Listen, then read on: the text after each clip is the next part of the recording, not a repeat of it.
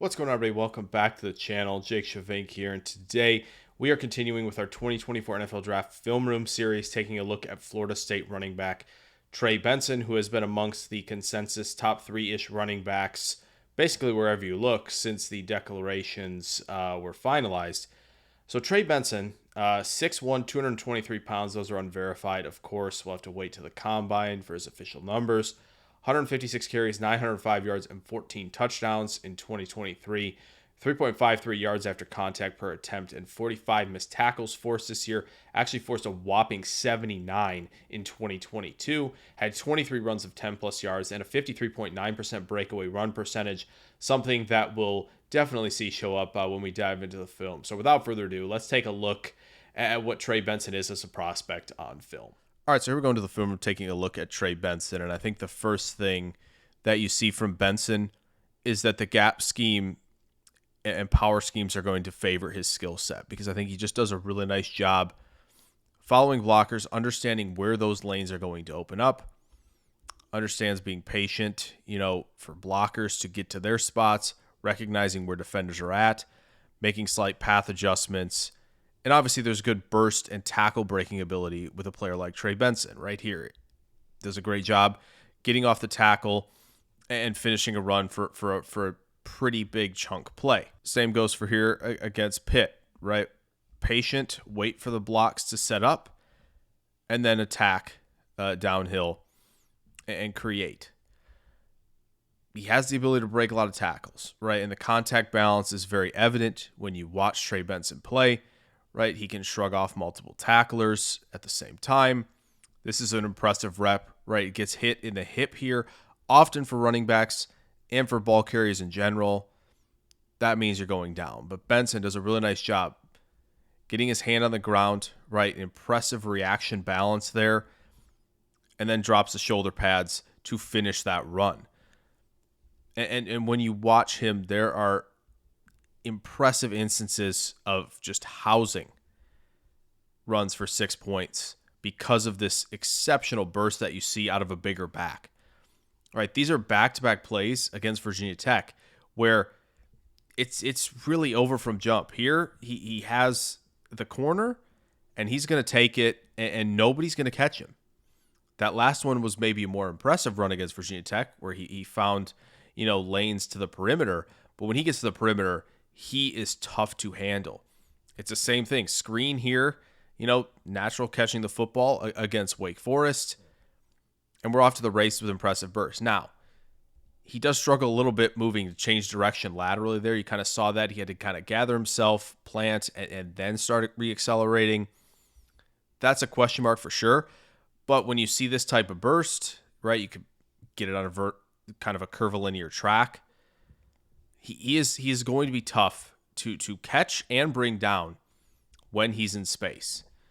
Here, it's a really nice reaction to kind of a leveraged defender here. Bounce it to the outside, and then this type of burst and acceleration, a curvilinear track, a very curvilinear track there, is really, really impressive. Once again, shake off this initial block, the contact balance, and then we'll just erase some angles en route to a touchdown. One of his more impressive runs here as well, where recognizing this blocker's got leverage here. Follow him. This is a well-timed stiff arm. He gets another well-timed stiff arm here, and the burst and toughness to finish that run for 6 points. There's some instances of, doing a good job sinking his hips to change direction, and you see him set up with good footwork to generate some good cuts, right? To cut back there against Pitt, in a similar fashion here against Florida, where that's a better job than you saw maybe in space against Wake Forest of him, leveraging good balance and flexibility into cutting more explosively. Here, I think you in the next few examples, you'll see examples of good processing and reaction footwork, right? Reacting to this defender where he's leveraged, understanding, his blocker's got leverage here. Quick bounce out and reaction footwork to rip off a big play. Here, I think he spots the defender kind of on the front side of this play and will just really quick adjustment of the footwork. If you didn't see that in a blink of an eye, and it turns out that was a big play. It gets brought back by penalty, but impressive reaction skills here as well. Quick reaction to where defenders are closing in pursuit, and he's got leverage from his blocker outside here to create maybe 5-6 more yards on that play. Then another run where impressive patience, wait for the block to develop there, and then rip off a chunk gain because he's got that impressive burst. Now, how good is he catching the football? Right, this is impressive. It's a back shoulder reception, right? He walls himself off from the defender. Really nice body control, making a catch like that. That's an impressive and very advanced skill set for a running back catching the football. Now, I think there are some questions, right? And I think they're fair questions to talk about whether or not Benson is a good fit at this point in time for a zone scheme. Because I think you see the tendencies to kind of bounce runs out. And here I think he maybe is okay in terms of like patience versus impatience, waiting for blocks to develop. But there's a big lane here, and I think he has it if he wants it. Now, this works out for him because he can break, 2 tackles there, and it takes 3 guys to bring him down. So the result was fine. Was the process good? Well, another run against Duke here can show you like, okay, we're bouncing out again. Probably have this lane here to work through. But when you bounce it out, this is where the result gets bad when the process is bad, right? Not everything is going to go well just because you freelanced. Similar thing here, again, and this is a zone run for sure, where either you have to work into this gap, expecting that blockers are going to take care of their assignments here, or you have to stay tight to this offensive lineman here, stay skinny, and then work back. Benson really doesn't do either, kind of panics, and then it's just kind of, all right, can I drop my pads and generate any yardage after contact?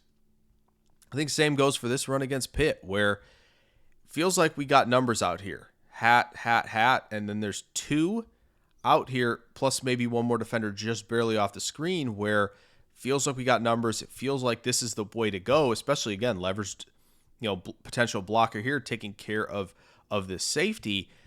And you think, just not sure why we're bouncing that run back rather than keeping it outside. So it's not even just that he bounces out runs when he shouldn't. There's sometimes where he cuts back when he shouldn't. And that's tough. So like here, plant your foot in the ground and work back and cut back rather than pushing this run to the perimeter, right, where there are a lot of defenders, and you get a minimal gain out of it.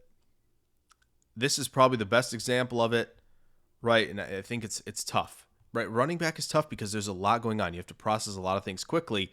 Here, I feel like the lane is pretty defined. There's a defender setting the edge out here, and there's nowhere to go. Like, we're not in good territory here. Bounce this run out. It turns into almost, a circus out there, and we're losing, a big chunk of yardage there, maybe 7-8 yards because of it. Now this last one, little split zone flow in a short yardage situation where you got a big guy in the middle at nose tackle. And really what happens here is I think this is prime position for Benson here to recognize the bounce out opportunity is here. When you have that kind of burst, you have that kind of angle erasing acceleration, this is the time to bounce it out. You can't obviously bounce it out to this side, right? There's defender setting the edge, linebacker ready to fill. But if you see it on this side and you're able to bounce it out, I think, big opportunity there. Instead, run right into the middle and get swallowed up. So when you look at Trey Benson, what do you see? You see a lot of exciting traits, right? The burst, the long speed, the ability to, erase angles when he works to the corner, right? To turn a lot of runs when he has a gap that he likes in a lane that he sees into 6 points, right? The contact balance, the ability to force missed tackles, like that is an important trait to be able to win on your own. The problem is he limited to the gap scheme, right? You kind of seen some lapses when he's, working in more zone runs that, he's just not processing things very well, and he's not finding, where he should be attacking. And I think that's going to be, a potential concern with a lot of these teams that are running wide zone or outside zone or even inside zone a little bit. They're going to kind of be like, all right, we're just not sure what this guy, can bring to us if we have to pretty much box him into only gap runs. So I think that's something he has to work on. Not saying he couldn't get there, but it's something on film right now that I think Benson needs to work on and correct. So I hope you guys enjoyed this video on Trey Benson. If you did, throw a like down there. Subscribe if you're new. Plenty more draft content on the way very, very soon. I will catch you guys in the next video. Farewell.